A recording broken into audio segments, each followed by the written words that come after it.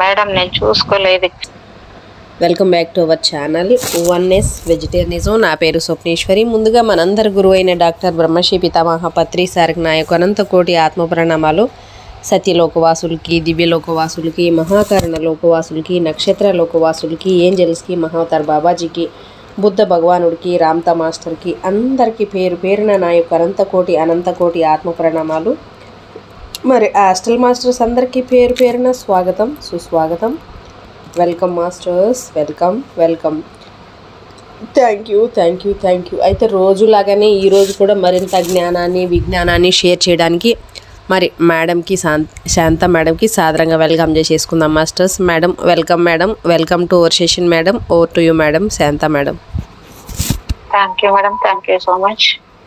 ముందుగా మన గురువు గారైన బ్రహ్మర్షి పితామహ పత్రి సార్ గారికి, స్వర్ణమాల పత్రి మేడం గారికి నా అంతకోటి ఆత్మ ప్రణామాలు. విశ్వంలోని గురువులందరికీ ఆత్మ ప్రణామాలు.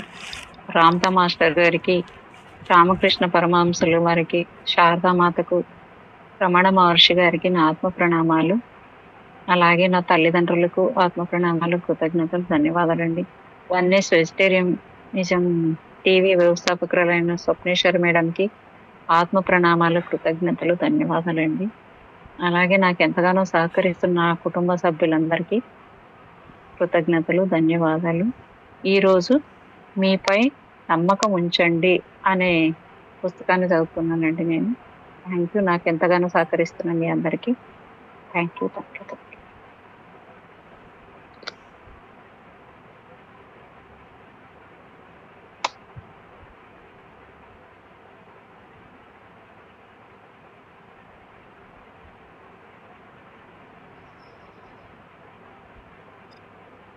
నిన్న ఒక 25 పేజీల దాకా చదువుకున్నామండి.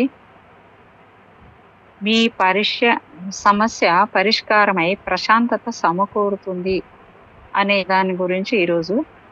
అంటే మీరు జోసెఫ్లా ఆచరణశీలుడైన స్వాప్నికుడుగా ఉండాలి. మీ కలలను నిజం చేసుకోవడానికి దృఢంగా నిర్ణయించండి.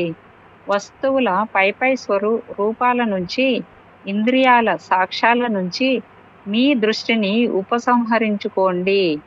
మీరు ప్రార్థించిన వాటిని మీ ఇంద్రియాలు తిరస్కరించినప్పటికీ అవి నిజంగా మీ హృదయంలో ఉన్నవే అని దృఢపరుచుకోండి.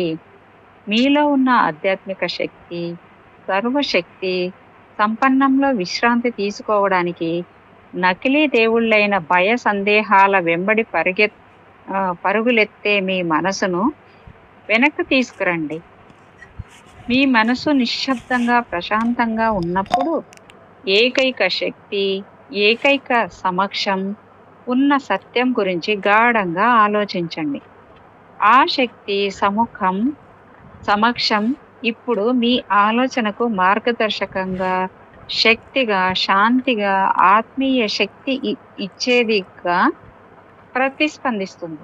దైవశక్తి సమాధానం కలిగి ఉందని, మీకు ఇప్పుడు దారి చూపుతోందని తెలుసుకొని ఆధ్యాత్మిక శక్తి సంపూర్ణ సార్వభౌమత్వాన్ని గుర్తించడానికి మీ మానసిక ధ్యాసనంతటిని కేంద్రీకరించండి. దానిని నమ్మండి, దానినే గాఢంగా విశ్వసించండి.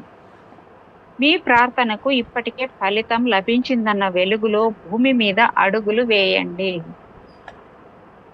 అంటే మన నమ్మకాలన్నీ పూర్తిగా ఆధ్యాత్మిక వైపుకు నిలుపుతూ మనం నిజమనే భావంతో చేసుకుంటే ఖచ్చితంగా అవి నెరవేరుతాయనే దాన్ని ఇక్కడ చెప్తున్నారండి మాస్టర్ గారు.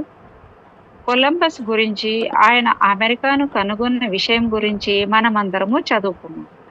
ఆయన ఊహే ఆయన్ని అమెరికా కనుగొనేలా చేసింది. ఆయన ఊహ, దాంతోపాటు దివ్య శక్తి పట్ల ఆయనకు ఉన్న ప్రగాఢ విశ్వాసం ఆయన్ను ముందుకు నడిపించి విజయాన్ని తీసుకువచ్చాయి. నావికుడు కొలంబస్తో మన నమ్మకం వమ్మయింది, ఇప్పుడు ఏం చేయాలి అన్నారట. అందుకు ఆయన సమాధానం, ఆ విషయం తెల్లవారాక చెప్పవచ్చు, ముందుకు సాగి వెళ్ళండి.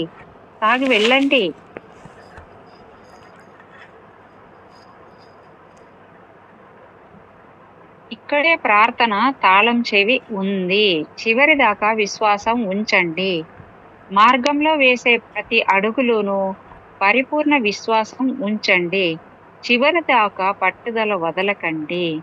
ఫలితం పదిలంగా ఉన్నట్టు మీరు తుది ఫలితాన్ని చూశారు గనక అది పదిలంగా ఉందని మీ హృదయానికి తెలుసు. కోపర్నికస్ తన స్పష్టమైన ఊహ ద్వారా భూమి ఎలా దాని ఈ పదును మీదుగా పరిభ్రమిస్తున్నదో వెలువరించి అంతకు పూర్వం నెలకొన్న ప్రాచీన ఖగోళ సిద్ధాంతాలను వదులుకునేలా చేశాడు. మనమందరము కూడా కాలానుగుణంగా ఎప్పటికప్పుడు మన భావాలను, విశ్వాసాలను, అభిప్రాయాలను పరీక్షించుకుంటూ మనల్ని మనం నిజాయితీగా నేనెందుకు దీనిని విశ్వసిస్తున్నాను, ఈ అభిప్రాయం ఎక్కడి నుంచి వచ్చింది అని ప్రశ్నించుకోవడం అద్భుతంగా ఉంటుందని నేను భావిస్తున్నాను. బహుశా మనకున్న చాలా భావాలు, సిద్ధాంతాలు, విశ్వాసాలు, అభిప్రాయాలు పూర్తిగా తప్పుగాను, వాటిలోని వాస్తవం నిక్కచ్చితనము గురించి పరిశీలించి విచారించబడకుండా మన చేత సత్యంగా అంగీకరింపబడినవిగాను ఉంటున్నాయి. మన రాతలు తండ్రులు ఒక విధంగా వాటిని నమ్మినంత మాత్రాన మనము నమ్మి తీరాలనడం సరైన కారణం కాదు. ఒక విషయాన్ని తమ బామ్మ విశ్వసించింది గనుక అది నిజమే అయి ఉంటుందని ఒక ఆవిడ నాతో చెప్పింది. అది అసంబద్ధం. జాతి, మనసు నిజం కాని చాలా వాటిని విశ్వసిస్తుంది. తరతరాలుగా వస్తున్నంత మాత్రాన అవి తప్పకుండా సరైనవని గాని, తుది తీర్పు అని గాని, అధికారం కలవని గాని చెప్పలేము. పైన ప్రస్తావించిన నిజాయితీతో అనుకున్నది స్పష్టంగా వెలుబుచ్చగల ఆ మహిళ మనసు మానసిక వాస్తవాల పట్ల చాలా సున్నితంగా ఉండేది. ఆమె బైబిల్లో ఉన్న వాటిని అలాగే ఉన్నది అన్నట్టు తీసుకునేది. ఆ మనసు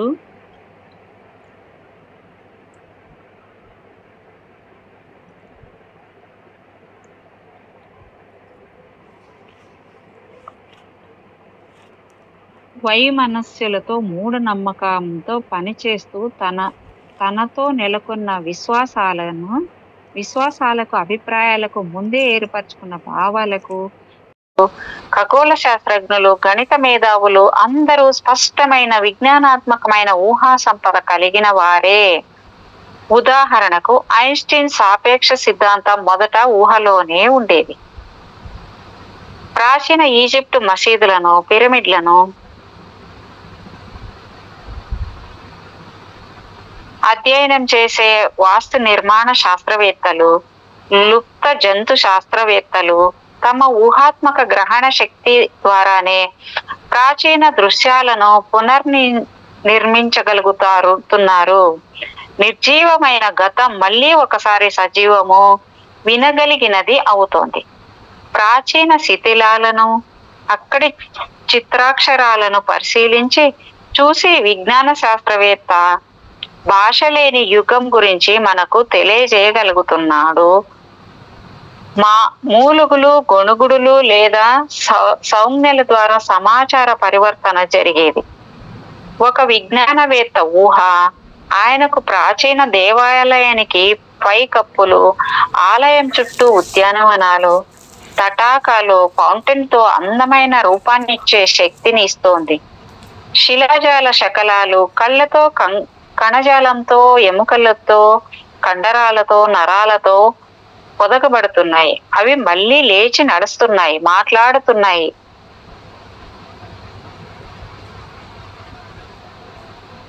గతించిన కాలము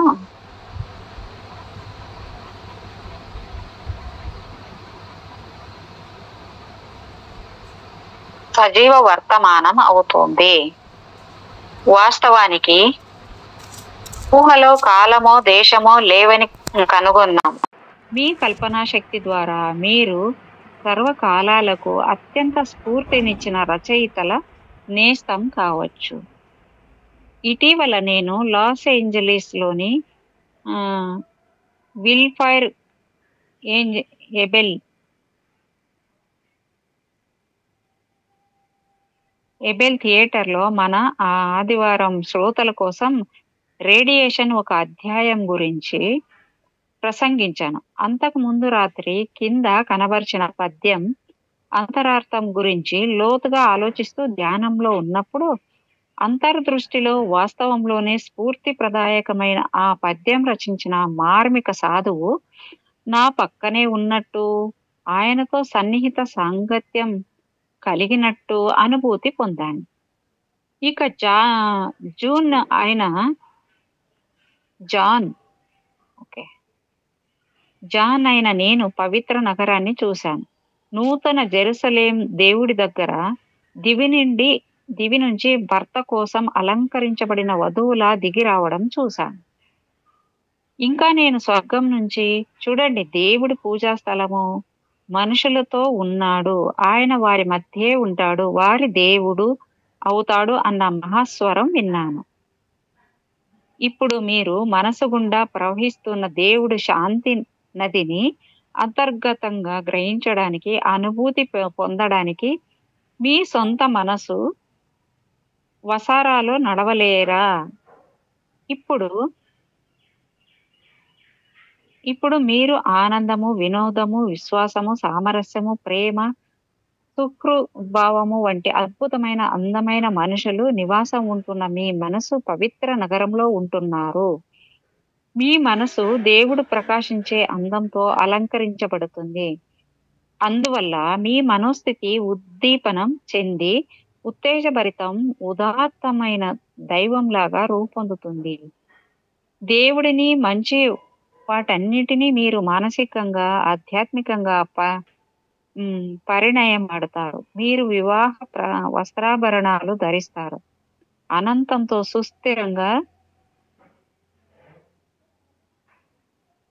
లయబద్ధం కావడం వల్ల దేవుడి నిత్య సత్య గుణాలు మీ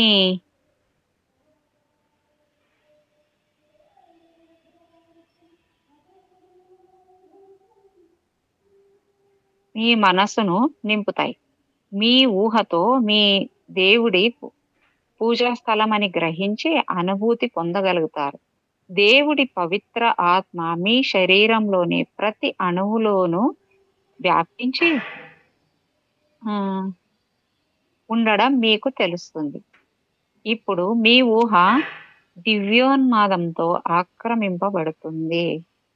దివ్య ప్రతిరక్షకం పొందాక మీ హృదయ మందిరంలో దేవుడు కొలువుండడంతో మీరు దివ్య స్మృతుల అవుతారు. మీరు ఒక లండను చూడవచ్చు. దివ్యమైన ఊహతో బండరాతిలో శాశ్వత సౌందర్య ఆనందాలకు రూపమివ్వడానికి మడోన్నాను వెలికి తీసుకు రావచ్చు. ఎన్నడూ మీ ఊహను ప్రతికూలంగా ఉపయోగించడానికి అనుమతించకండి. దాన్ని ఎప్పుడు గాని ముక్కలు చెక్కలు చేసి మెలి తిప్పకండి. అనారోగ్యం, ప్రమాదాలు, నష్టాలు మొదలైన వాటి గురించి భావన చేసినట్టయితే మానసికంగా బద్దలైపోతారు. అనారోగ్యాన్ని, లేమిని భావన చేయడం మీ మనశ్శాంతిని, ఆరోగ్యాన్ని నాశనం చేస్తాయి. ఓడ ప్రయాణం చేస్తున్నప్పుడు ఓసారి ఒక ప్రయాణికుడు సూర్యాస్తమయాన్ని చూస్తూ ఆనందాతిరేకంతో ఆహా, చాలా సంతోషంగా ఉంది, అది అలాగే ఉండాలని ఆశిస్తున్నాను అనడం విన్నాను. మీరు అందమైన సూర్యోదయాన్ని ఎన్నిసార్లు చూసి ఉంటారు? ఇది ఇలాగే ఉండిపోతే ఎంత బావుండు అని మీరు అనుకొని ఉండవచ్చు. మారుతున్న ఈ తాత్కాలిక ప్రపంచంలో ఏదీ శాశ్వతంగా ఉండదు. అయితే భగవత్ సత్యాలు ఎల్లప్పుడూ శాశ్వతంగా ఉంటాయి. రాత్రి వెంబడి చీకటి వస్తుంది, అయితే మళ్ళీ ఉదయం వస్తుంది. ప్రాతఃసంధ్య కాంతులు వెళ్లి విరుస్తాయి. మీరు అన్నింటినీ అలాగే నిశ్చలంగా ఉండిపోవాలని కోరుకోరు. మీరు ఒక చోట స్థిరంగా ఉండిపోవాలని అనుకోరు. ఎందుకంటే లోపల వెలుపల గెలవలసిన నూతన ప్రపంచాలు చాలా ఉన్నాయి.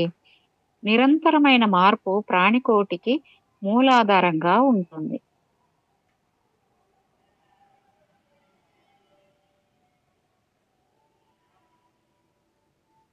మీరు కదలక మెదలక అలాగే ఉండిపోవాలనుకోరు. సమస్యలన్నివి మీ నుంచి సమాధానాలు కోరే జీవిత విధానం.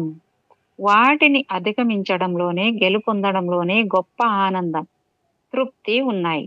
మార్పును ఆస్వాదించి అనుభవించలేదనుకుంటే జీవితం భరించశక్యం కానిదిగా, కొనసాగించడం అసాధ్యమైనదిగా తయారవుతుంది. అన్నీ ఎల్లప్పుడూ ఒకే విధంగా మూసపోయినట్టు ఉన్నట్టయితే విసుగు కలుగుతుంది. రాత్రి పగలు, చల్లదనం వేడిమి, ఆటుపోటు, వేసవి శిశిరం, ఆశ నిరాశ, నమ్మకం అపనమ్మకం, గెలుపు ఓటమి మీకు ఎదురవుతాయి. వీటన్నిటిని మీరు చూడాలి, కలవాలి. వైరుధ్యాల మధ్య నడయాడుతూ ఉంటారు.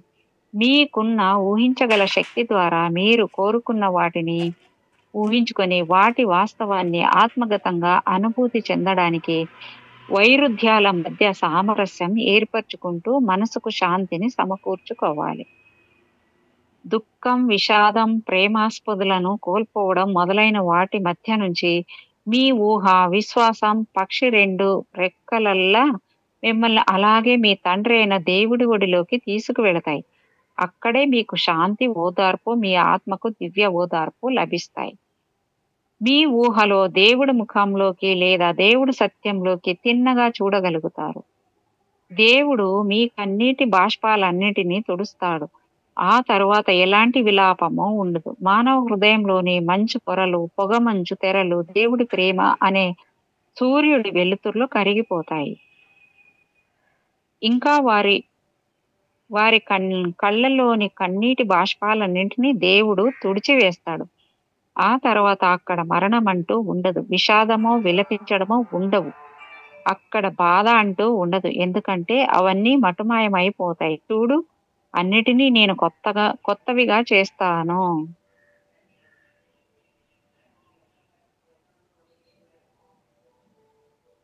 రాత్రుల్లో చిమ్మ చీకటి కమ్ముకున్నప్పుడు మీకు వెలుపలికి వెళ్ళే దారి కనిపించదు. అంటే మీ సమస్య అత్యంత జటిలంగా ఉన్నప్పుడు మీ ఊహే మీ రక్షకుడు కావాలి. నేను నా కళ్ళను అంటే ఊహలతో కొండలకేసి పైకెత్తుతాను. అక్కడి నుంచే నాకు సాయం వస్తుంది. అంటే ప్రార్థనా గీతాలు పాడుకుంటూ కొండలు అంతర్గత సానువులు, మీలోని దేవుడి ఉనికి, మీరు మార్గదర్శకత్వం, ప్రేరణ కోసం వెతికేప్పుడు మీ చూపులను అనంత మేధస్సు నాకు దారి చూపి నడిపిస్తుంది. లేదా దివ్య జ్ఞానం నా మనసులో ప్రవహించడంతో నేను పైనుంచి ప్రేరణ పొందుతాను. మొదలుగా గల దివ్య సత్యాల నక్షత్రాల మీద నిలపండి. మీ లోపలే ఒక రూపశిల్పి, వాస్తుశిల్పి, నేతగాడు ఉన్నాడు. వాళ్ళు మీలోనే ఉన్న మీ ఆలోచనలు, భావోద్వేగాలు, విశ్వాసాలను తీసుకుని వాటితోనే మీకు శాంతి లేదా అశాంతి, ఆరోగ్యం లేదా అనారోగ్యం సమకూర్చే జీవన విధానాన్ని రూపొందిస్తారు. వాటిని సరైన విధానంలో సరిదిద్దుతారు. మీకు మీరు వర్ణనాతీతమైన మాటలకు అందని భగవద్ విషయాలు సందర్శించగల 3వ స్వర్గం దాకా తీసుకువెళ్లే జీవితాన్ని ఊహించుకోగలగవచ్చు. లేదా ఛిద్రమైన రోగగ్రస్తమైన ఊహను ఉపయోగించి హీనమైన అధోలోకాల లోతులలోకి మునిగిపోవచ్చు. మనిషి దేవుడి పూజా స్థలము. మనిషి ఎంతగా లోతుల్లో మునిగిపోయినప్పటికీ పర్వాలేదు. అతన్ని ఉద్ధరించే స్వాస్థ్య ఉనికి అతన్ని పైకి తీయడానికి, సేవలు అందించడానికి కాచుకొని ఉంటుంది. అది మన లోపలే మన పిలుపు కోసం నిరంతరం కాచుకొని ఉంటుంది. మీరు మీ వ్యాపార లావాదేవీలలోనూ, కార్యకలాపాలన్నింటిలోనూ మీ ఊహను అద్భుతంగా ఉపయోగించుకోవచ్చు. ఎల్లప్పుడూ మీరు అవతలి వ్యక్తి స్థానంలో ఉన్నట్టు ఊహించుకోండి. అప్పుడు అది ఏం చేయాలో మీకు చెబుతుంది. ఎదుటి వ్యక్తి ఎలాంటి లక్షణాలను వ్యక్తీకరించాలని మీరు ఆశిస్తున్నారో అలాంటి సుగుణాలన్నింటినీ ఆ వ్యక్తి వ్యక్తీకరిస్తున్నట్లు భావించండి. అతను ఎలా కనిపిస్తున్నాడో అలా కాకుండా మీరు ఎలా కనిపించాలని కోరుకుంటున్నాడో అలా చూడండి. ఒకవేళ అతను కటువుగా ఎత్తి పొడుపుగా మాట్లాడుతూ మీకు వెగటు పుట్టిస్తూ వ్యతిరేకంగా ఉండవచ్చు. అతని మనసులో వమ్మైన నమ్మకాలు, భంగాలు, విషాదాలు చాలా ఉండవచ్చు. మీరు అందమైన వాటిని, మంచి వాటిని భావన చేసి దేవుడి వస్త్రంతో అతన్ని కప్పండి. దేవుడి ఆదర్శాల ప్రపంచము, దేవుడి అనంత భావాలు ఏర్పడి వెలుపలికి రావడానికి అతనిలో కాచుకొని ఉన్నాయి. కావాలంటే మీరు అతనిలో జన్మించడానికి దేవుడు వేచి ఉన్నాడు అని చెప్పవచ్చు.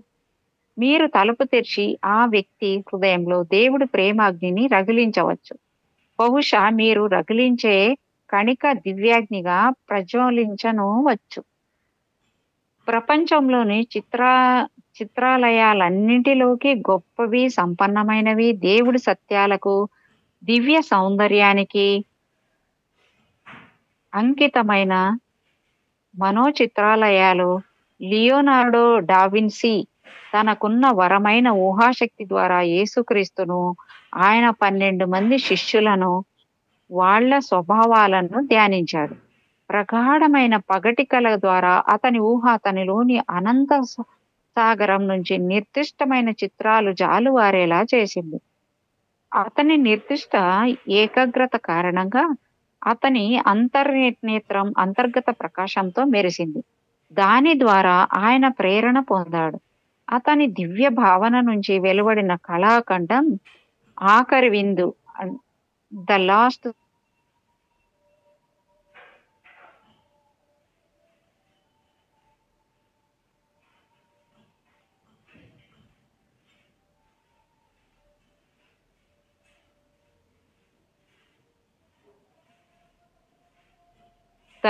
సప్పర్ ఒక ప్రశాంతమైన సరోవరం దగ్గరికో ఎత్తైన కొండల శిఖరం మీదికో వెళ్ళారనుకోండి. అక్కడి చల్లటి ప్రశాంత గంభీర వాతావరణం సరోవర ఉపరితలంలో ప్రతిబింబించే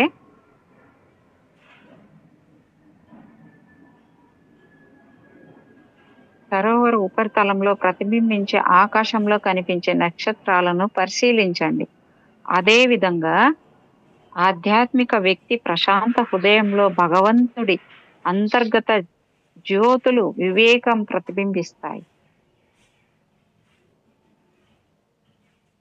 జీవితంలో మీ ఆదర్శాన్ని చిత్రీకరించుకోండి. ఆ ఆదర్శంతో జీవించండి. మీ ఆదర్శం మీ ఊహలు ఆక్రమించుకోనివ్వండి. ఆదర్శం మీలో గగుర్పాటు కలిగించనివ్వండి. మీ మనసు మీద ఆధిపత్యం వహించే ఆదర్శం దిశకేసే మీరు కదులుతారు. జీవిత లక్ష్యాలు మనిషి మనసు ఎండబారిన ప్రదేశాల మీద కదులుతూ అతన్ని నిత్య నూతనం చేస్తూ శక్తిని నింపే స్వప్న హిప్నైటిజంలా అవుతుంది. తన ఊహను సత్యం వెలిగించి దేదీప్యమానం చేసేప్పుడు ప్రేరణ పొందిన రచయిత ఇలా రాశాడు. అక్కడ ఒక నది, అందులోంచి శాఖోపశాఖలైన జీవనదులు భగవంతుడి నగరాన్ని, ఆ సర్వోన్నతుడి ప్రతిరూపాలు నివసించే పవిత్ర స్థలాన్ని సంతోషపరుస్తాయి. ప్రార్థనా గీతంలాగా పాడుకున్నారన్నమాట వాళ్ళు. మానసికంగా మిమ్మల్ని దేవుడికేసి వెనక్కు మళ్లించి నడిపించగల ఊహే నది అని మీకు ఇప్పటికే తెలిసిపోయి ఉంటుంది. శాఖోపశాఖలైన నదులు అన్నవి మీ ఆలోచనలు, భావోద్వేగాలు. మీ నుంచి ప్రతి చోట ఉన్న ప్రతి ఒక్కరికేసి ప్రవహించే ప్రేమ, సుహృద్భావాలు. మామూలు మనిషి ప్రపంచం కేసి చూస్తాడు. అతడు రోగాన్ని, గందరగోళాన్ని, మరో మనిషి పట్ల ప్రదర్శించే అమానుషత్వాన్ని చూస్తాడు. క్రమశిక్షణాయుత ఊహాశక్తి గల మానవుడు పైకి కనిపించే వాటికి అతీతంగా, వాటి పైగా తేలిపోతూ సమున్నత సూక్ష్మ సామరస్య సూత్రాన్ని దర్శించగలుగుతాడు. ఆ సూత్రం అన్నిటి గుండా లోపల వెలుపల పనిచేస్తుంది. అతను తన దివ్య ఊహ ద్వారా అన్నిటి నేపథ్యంలో శాశ్వతమైన ధార్మిక సూత్రం, ఎల్లప్పుడూ కట్టిపడేసే శాంతి, యావత్ విశ్వాన్ని ఆధిపత్యం చేసే ఎల్లలు లేని ప్రేమ ఉందని తెలుసుకుంటాడు. ఈ సత్యాలు అతని హృదయం గుండా ప్రవహిస్తాయి. అవి దేవుడు, స్వర్గము అనే దివ్యార్థ భావనలో విశ్రమించడానికి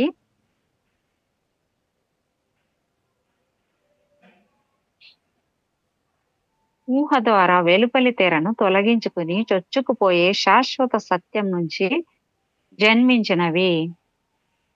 దేవుడి శిక్షణా శిబిరమైన ఊహలో ప్రేరణ పొందిన రచయిత కాలం వసారా గుండా పయనించి శాశ్వతంగా నిలబడగల సాటి లేని ఆధ్యాత్మిక రత్నాలను అందించాడు. ఇవి సున్నితమైన అందం, దివ్య భావనతో పాటు భగవంతుడి ఉనికిని హృద్యంగా తెలియజేయడంలో సాటి లేనివిగా ఉన్నాయి. నీ మార్గాలన్నిటా నిన్ను సురక్షితంగా ఉంచటానికే ఆయన తన దూతలకు నీ మీది బాధ్యతలను అప్పగిస్తాడు. నేను ఉదయం రెక్కల మీద సముద్రం లోతైన అంతరాంతర భాగాలలో విహరిస్తున్నప్పుడు కూడా నీ చేయి నన్ను నడిపించని, నీ కుడి చేయి నన్ను పట్టుకోని అనే గీతంలాగా పాడారనమాట. అధ్యాయం 2, వ్యాపారంలో సుప్త చేతనాత్మక మనసును ఉపయోగించుకోవడం. మన బైబిల్ ప్రచురింపబడిన కాలానికి చాలా పూర్వమే ప్రాచీన జ్ఞానం మనిషి తను భావించినట్టే, అనుకున్నట్టే రూపొందుతాడు అని చెప్పింది. బోధన కాల నిషీద్ధిలో కనుమరుగైపోయింది, కాల గర్భంలో కలిసిపోయింది. మనిషి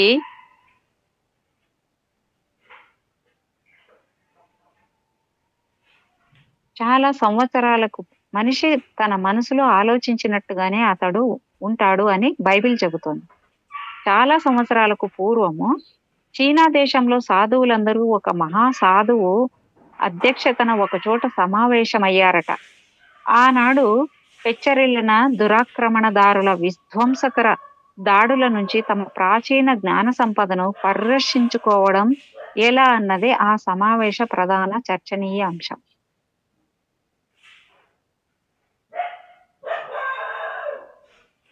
సాధువుల నుంచి చాలా సూచనలు వచ్చాయి. ప్రాచీన రచనలను,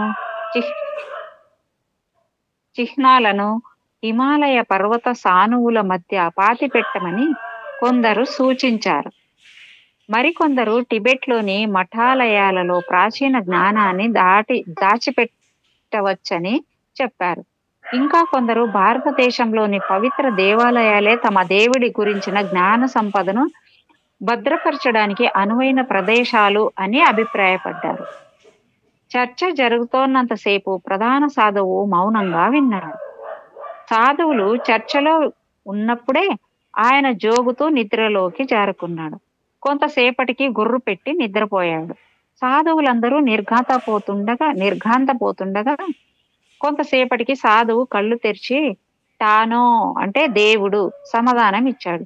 మనం మన దేశంలో దివ్య కల్పనా శక్తితో ఆశీర్వదించబడిన గొప్ప చిత్రకారులను రప్పించి మనం చేయాలనుకున్న దానిని గురించి చెప్పాలి. మనం వాళ్లకు నిగూఢ సత్య రహస్యాలను తెలియజేద్దాం. వాటిని వారు అందమైన చిత్రాలుగా చిత్రీకరిస్తారు. ఆ విధంగా అపురూప సత్యాలు సర్వకాలాలలో శాశ్వతంగా నిలిచి ఉండి అసంఖ్యాక భావి తరాలకు లభ్యమవుతాయి.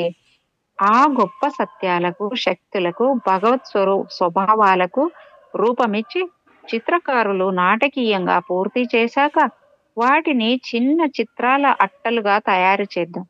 వాటితో వినోద క్రీడను రూపొందిద్దాం. పుట్టుకు వచ్చిన నూతన వినోద క్రీడ గురించి ప్రపంచానికి తెలియజెబుదాం. ప్రపంచంలోని ప్రజలందరూ దానిని అవకాశ క్రీడగా భావించి ఈ సరళ మార్గం గుండా పవిత్ర బోధనలను పరిరక్షిస్తున్నామని తమకు తెలియకుండానే భావితరాలకు అందజేస్తారు అని వివరించాడు. ఆయన ఇంకా పవిత్ర రచనలన్నీ నాశనమైనప్పటికీ వాటిని ఏ కాలంలోనైనా సంకేత బోధనల ద్వారా పునరుజ్జీవింపజేసుకోవచ్చు అన్నాడట. మన పేకాట పుట్టుక ఇలాగే జరిగింది. సమస్త ఆలోచనలకు ఊహ రూపరేఖలు సమకూరుస్తుంది. తమ దివ్య కళా నైపుణ్యంతో చిత్రకారులు ఈ ఆలోచనలన్నింటికీ రూపాలనిచ్చారు. కల్పనా చర్య ద్వారా మీ ఆత్మ లోతులలో దాగి ఉన్నది రూపం సంతరించుకొని వెలువడుతుంది.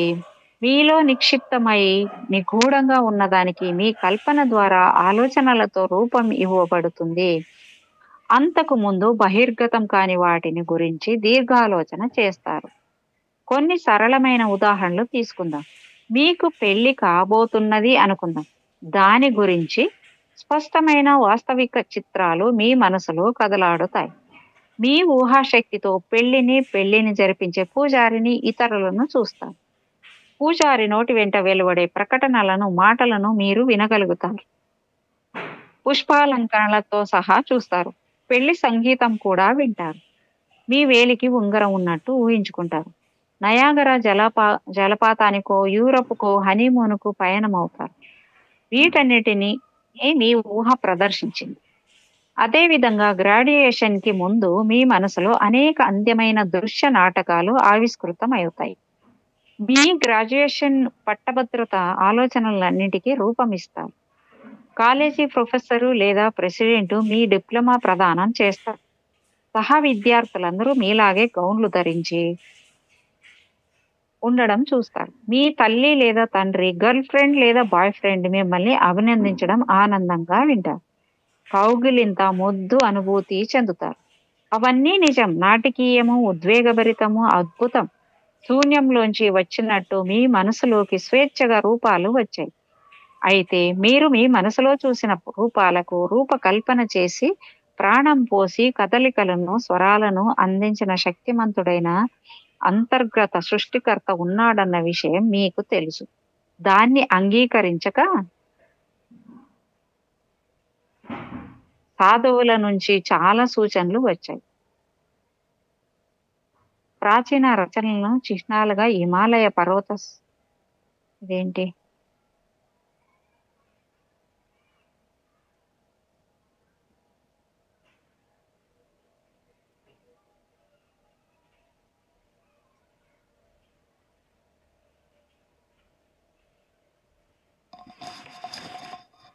ఈ రూపాలు మీతో, నీకోసమే మేం జీవిస్తున్నామని చెప్పాయి. ఒక యువకుడు సైన్యం నుంచి తిరిగి రావడానికి ముందు, మా తల్లిని స్పష్టంగా చూస్తున్నాను. ఆమె నాకు ఆప్యాయంగా స్వాగతం చెప్పడం ఊహించగలుగుతున్నాను. పాత ఇంటిని చూస్తున్నాను. మా తండ్రి పైప్ పీలుస్తున్నాడు. నా చెల్లెలు కుక్కలకు ఆహారం పెడుతోంది. మా ఇంట్లోని ప్రతి వస్తువును చూడగలుగుతున్నాను. మా వాళ్ళ కంఠస్వరాలను కూడా వినగలుగుతున్నాను అని చెప్పాడు. ఈ స్పష్టమైన చిత్రాలన్నీ ఎక్కడి నుంచి వస్తున్నాయి? మనిషిలో పిత్రార్జిత వివేకం ఉందని కీట్స్ చెప్పాడంట. మనం మనసారా కోరుకున్నట్టయితే ఆ పరిపక్వత పొందిన స్వర్గమధువును సేవించవచ్చు. మీలో ఉన్న ఆత్మ లేదా దేవుడే ఊహకు అసలు సిసలైన మూలాధారం. ఒకసారి నేను లండన్‌లో ఒక పరీక్షకు హాజరయ్యాను. ప్రశ్నాపత్రంలోని ఒక ముఖ్యమైన ప్రశ్నకు నాకు సమాధానం తెలియలేదు. నేను నింపాదిగా, ప్రశాంతంగా మనసును సడలించుకుని దేవుడే నాకు సమాధానం తెలియజేస్తాడు అని ధ్యానించాను. అదే సమయంలో నాకు తెలిసిన సులభమైన ప్రశ్నలకు సమాధానాలు రాస్తూ వచ్చాను. చేతనాత్మక మనస్సును సడలించినప్పుడు ఆత్మగత వివేకము ఉపరితలానికి వస్తుందని మనకు తెలుసు. కొంతసేపటికల్లా సమాధాన రూపం స్పష్టంగా నా మనసులోకి వచ్చింది. పుస్తకం పుటలో అక్షరాల పూర్తి సమాధానం మనసులో గ్రాఫ్ లాగా రాయబడి ఉంది. నా చేతనాత్మక మనసు లేదా మేధస్సు కన్నా శక్తివంతమైన జ్ఞానం నా ద్వారా మాట్లాడింది. ప్రగాఢమైన మత విశ్వాసం గల 14 ఏళ్ల విద్యార్థి ఒకరు తరచూ నా వద్దకు వచ్చేవాడు. అతడు ఏదైనా సమస్య ఎదురైనప్పుడల్లా యేసుక్రీస్తును ప్రార్థిస్తూ ఉండేవాడు.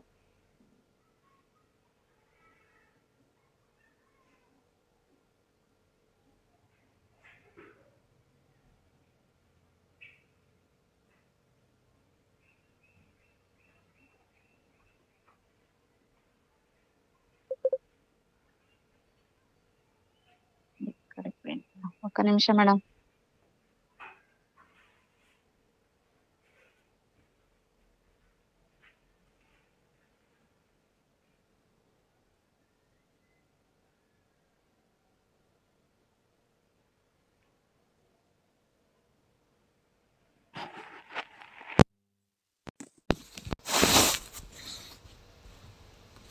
ఏం చేయాలో చెబుతున్నట్టుగా ఊహించుకునేవాడట. ఒకసారి అతని తల్లికి జబ్బు చేసింది.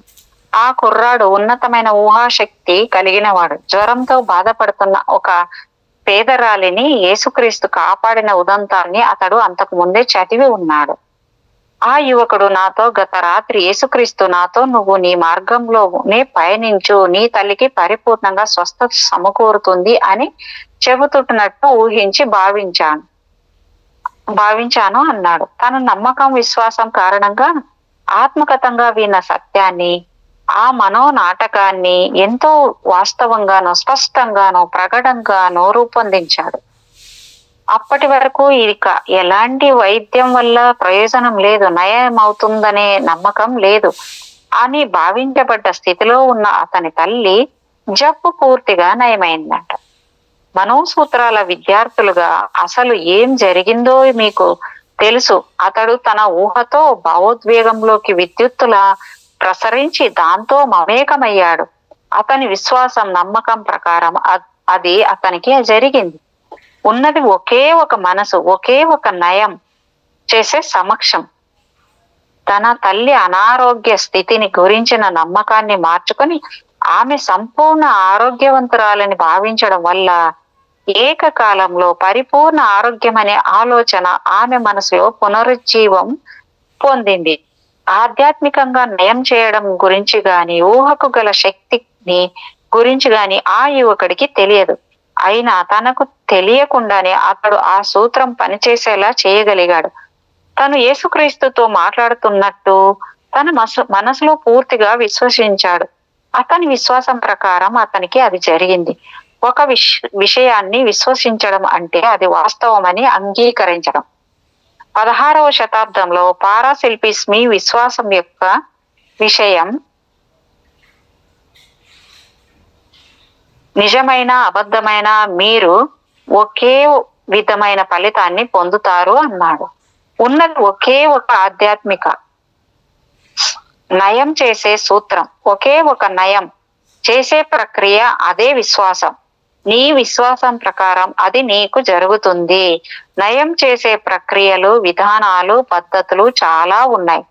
వాటన్నిటికీ ఫలితాలు లభిస్తాయి. ఒక నిర్దిష్ట పద్ధతి, విధానం వల్ల కాదు, కానీ ఒకే ఒక నిర్దిష్ట ప్రక్రియ పట్ల భావన, విశ్వాసం కారణంగా అవన్నీ కూడా ఏకైక వనరు అయిన దేవుడి తలుపు తడుతున్నాయి, దేవుణ్ణి ఆశ్రయిస్తున్నాయి.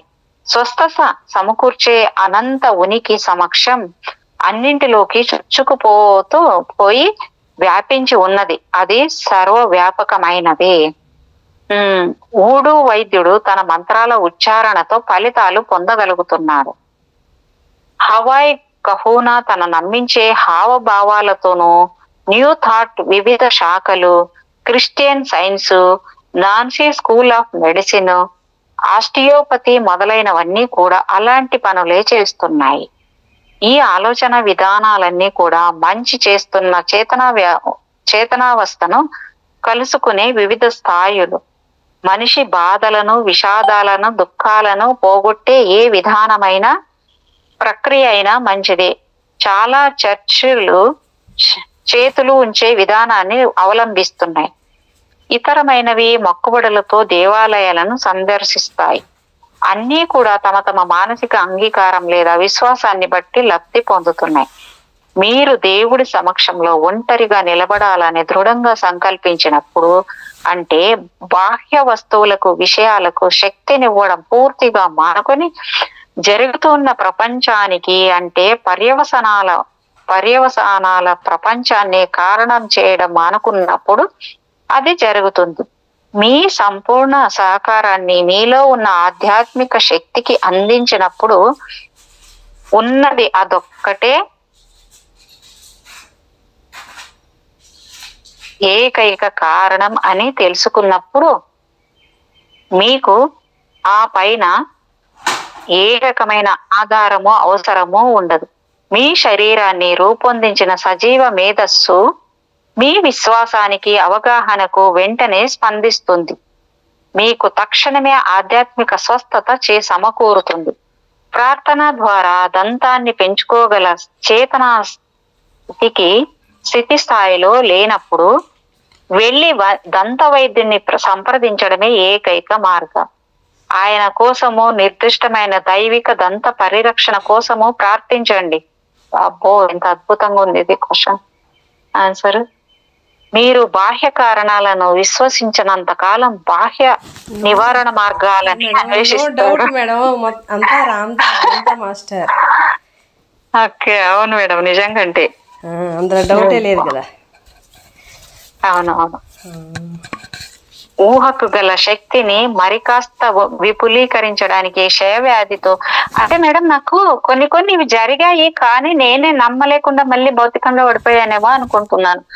కొన్ని నిజంగా మేడం ఎన్ని మిరాకల్స్ జరిగాయో నాకైతే నిజంగా అంటే తెలీదు.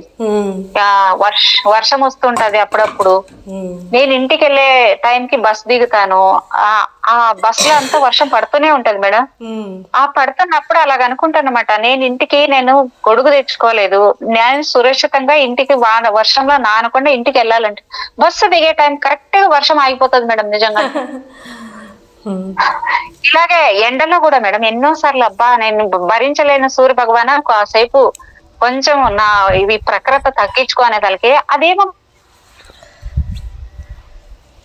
మేడం నాకు ఇప్పుడు అనిపిస్తుంది మేడం ఈ చదివిన తర్వాత.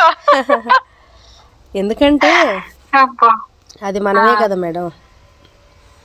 అవును మేడం, నిజంగా అంటే ఇది నమ్మాలి మేడం. పూర్తిగా మనం నమ్మితే ప్రతిదీ మనం అనుకున్నట్టే జరిగిపోతుంది. అంటే మనం ధర్మ మార్గంలో ఉండాలి అంతే. అవును కదా మేడం. అవును, కానీ మేడం అది కూడా ఒక స్థాయి వరకే మేడం. అది కూడా మనం పప్పులో కాలేసినట్టే.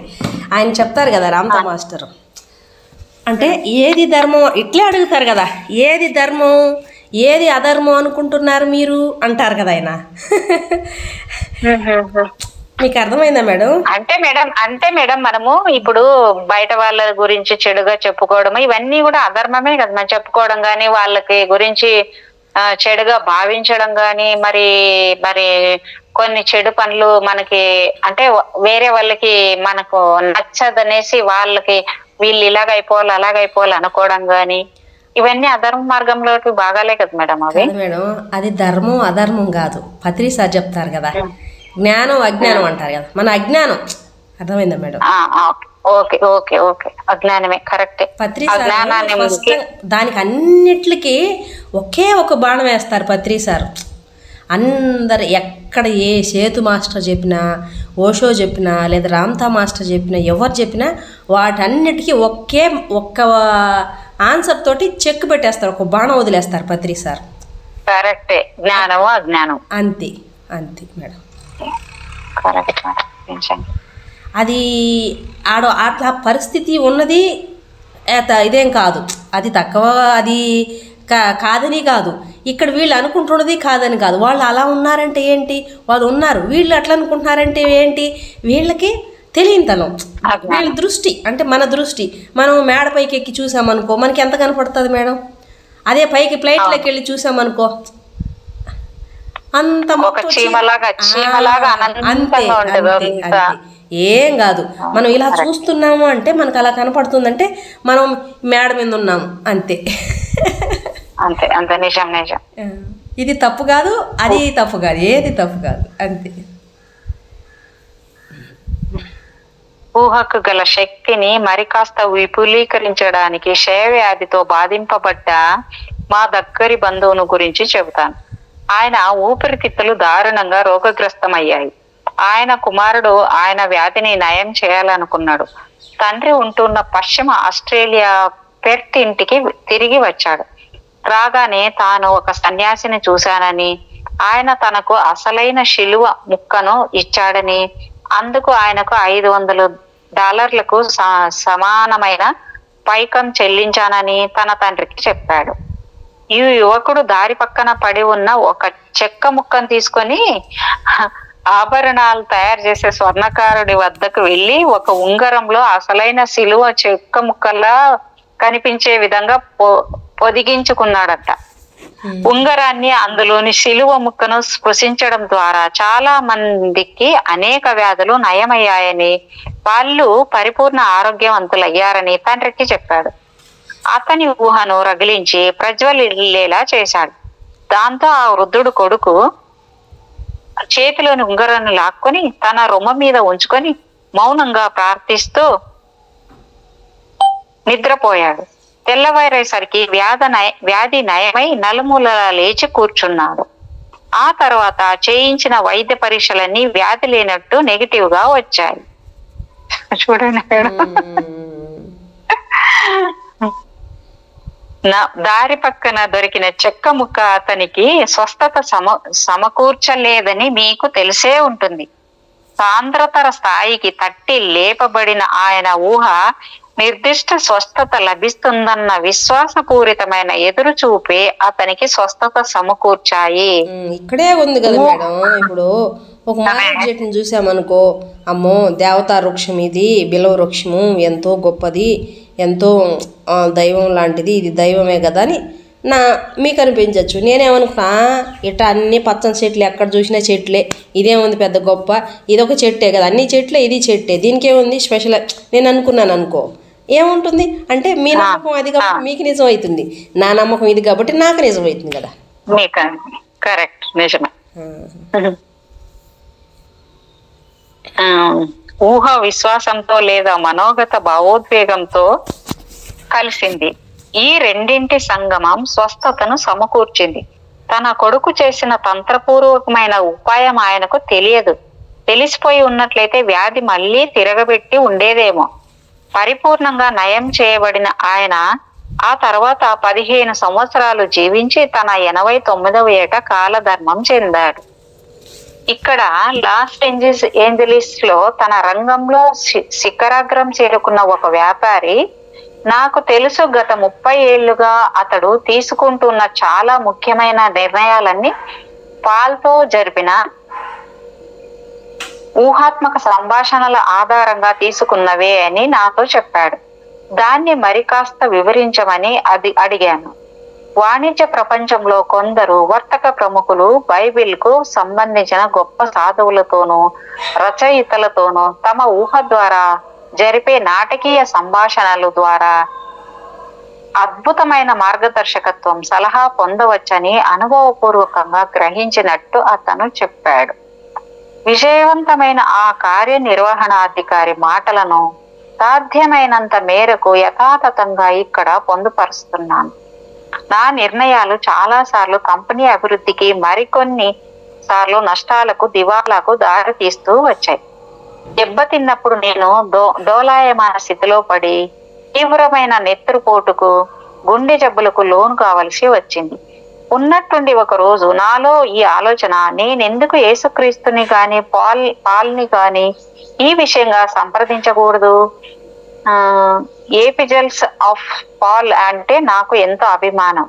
అందువల్ల ఒక ముఖ్యమైన నిర్ణయం తీసుకోవలసి వచ్చినప్పుడు పాల్ నాతో ఇలా చెబుతున్నట్టు ఊహించుకునేవాణ్ణి. నీ నిర్ణయం నిర్దిష్టమైనది, అది నీ సంస్థను ఆశీర్వదిస్తుంది, నిన్ను ఆశీర్వదిస్తుంది బిడ్డ. దేవుడి మార్గంలో పయనం కొనసాగించు. ఇలా ఊహించుకున్నప్పుడు పాల్ను నేను చూశాను. ఆయన కంఠస్వరం విన్నాను. శాంతి అంతర్గత నైశల్యం తరంగం నన్ను ఆవహించేది. అట్టి నిర్ణయాల గురించి ప్రశాంత చిత్తంతో ఉండేవాణ్ణి.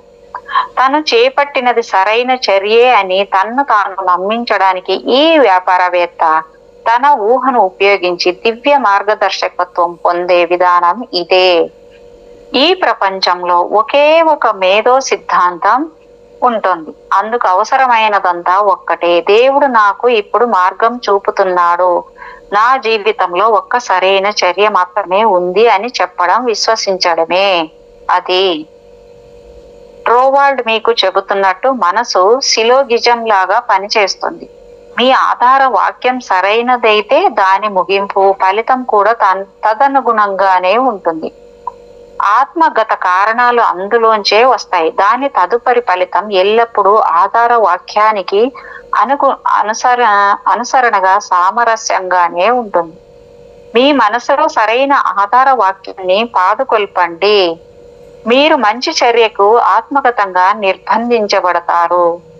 మనసు అంతర్గత చలనమే చర్య. బాహ్య చలనాలు చర్యలు మనసు అంతర్గత చలనానికి శరీరం నుంచి తామంతట వెలువడే స్పందనలు. మీ మిత్రుడు లేదా సహోద్యోగి మీ అద్భుతమైన నిర్ణయాన్ని ప్రశంసించి అభినందించే స్వర్గాన్ని వినడం మీ జీవితంలో మంచి చర్యకు మీలో చలనం పుట్టిస్తుంది. తన మనసును సరైన చర్య విశ్వాసంతో నింపడానికి సెయింట్ పాల్ ను ఉపయోగించుకున్న వ్యక్తి ఏకైక శాశ్వత మేధో సిద్ధాంతాన్ని వినియోగించాడు. తన మనసులో ఆ స్థలానికి చేరుకోవడానికి అవలంబించిన ఉపాయం పెద్ద విషయం కాదు.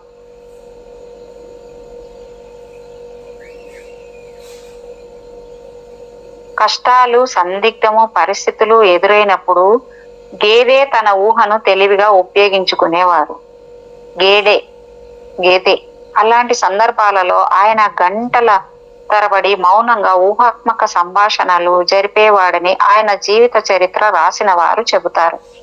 తన మిత్రులలో ఒకరు ఎదుట కుర్చీలో కూర్చొని తనకు సమాధానాలు ఇస్తున్నట్లు ఊహించడం ఆయన అలవాటు.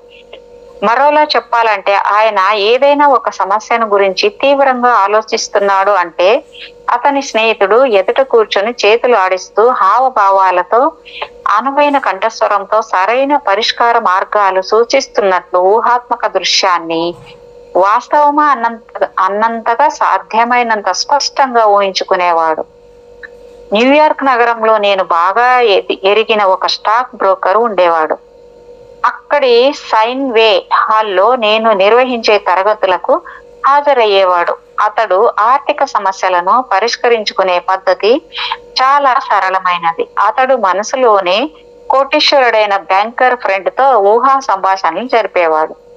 ఆయన ఇతడి తెలివైన నిర్ణయాలను అభినందించేవాడు. రైట్ స్టాక్స్ కొనుగోలు చేసినందుకు మెచ్చుకునేవాడు. ఈ ఊహాత్మక సంభాషణలను అవి తన మనసులో విశ్వరూపంతో స్థిరపడేంత వరకు స్టాక్ బ్రోకర్ నాటకీయంగా కొనసాగించేవాడు.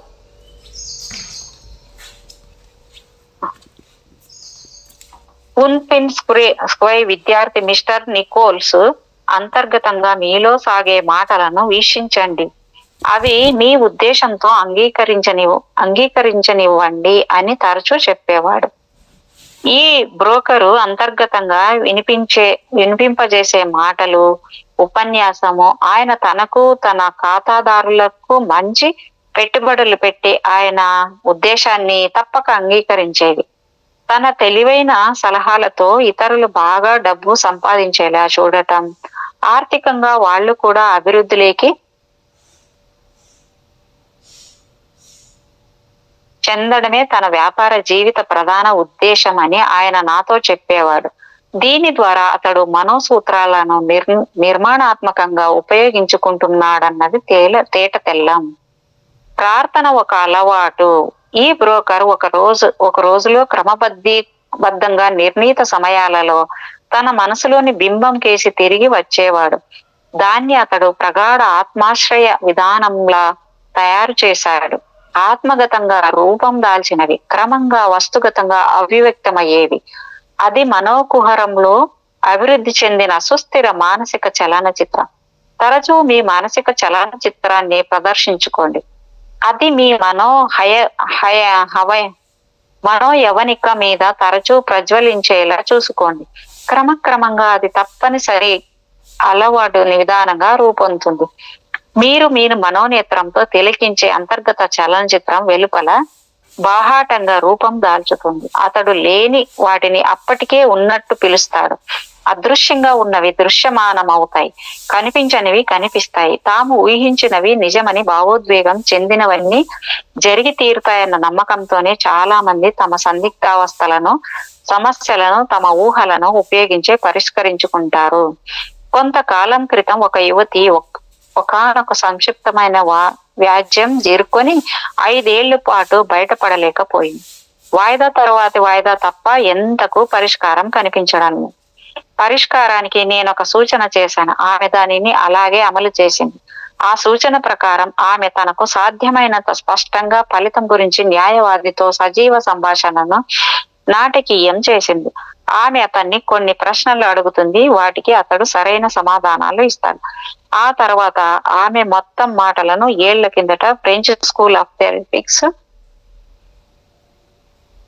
మీ సమస్య పరిష్కారమై ప్రశాంతత సమకూరుతుంది అని చెప్పాడన్నమాట. మేడం కంప్లీట్ అయింది మేడం.